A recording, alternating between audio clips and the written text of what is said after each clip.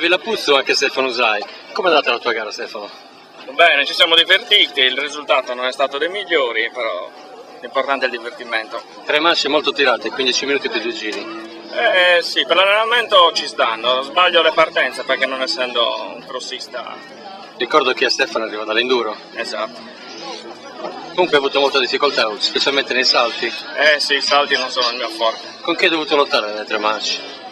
Purtroppo nelle prime 2 da solo, contro il tempo. Nella terza ho recuperato qualche amico come Vincenzo Farci e Mattia Magia. Tu appartieni al motoclub? San Giorgio Perdas. Hai qualcuno da ringraziare in particolare? Tutti gli amici, Manuela che ci fa da sponsor, il presidente del motoclub, la mia ragazza che mi assiste.